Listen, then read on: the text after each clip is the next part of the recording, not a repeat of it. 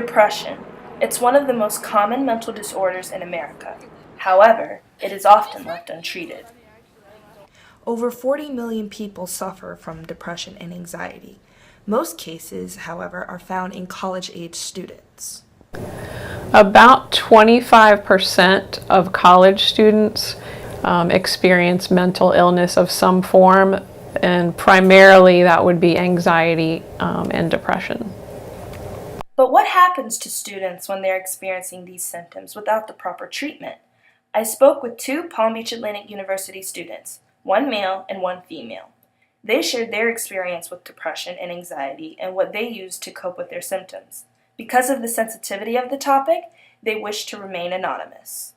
Yes, I took someone else's anxiety medicine. It's called lorazepam.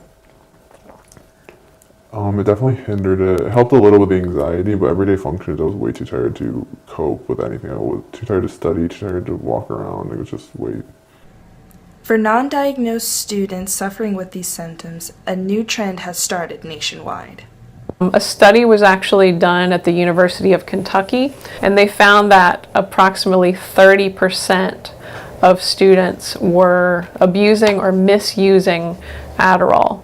So when you think about it, 30% of students misusing a drug like Adderall versus 25% of students actually seeking help for mental illness. So that's a difference of 5%, and that's not a good thing. With this gap being the case, some students, like the one interviewed, don't have time to seek professional help.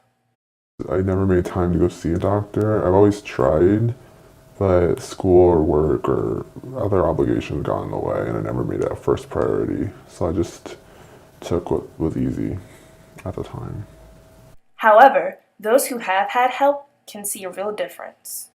A typical good day is when I don't have any symptoms, so I don't even think about the fact that I do have an illness. And it's a day that I live my life, I do me, and it's like I'm a normal person.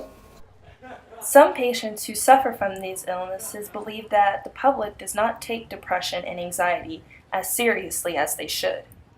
I think a lot of people who don't have a mental illness don't approach it with the seriousness it deserves, only because they don't understand that even though it's not something you can see on the outside, it still is an illness, and it still affects the person who is suffering with it. Those who suffer from depression and anxiety have one request, that others view their mental illness the same as they would a physical one. Reporting for Palm Beach Atlantic, I'm Sierra Darville.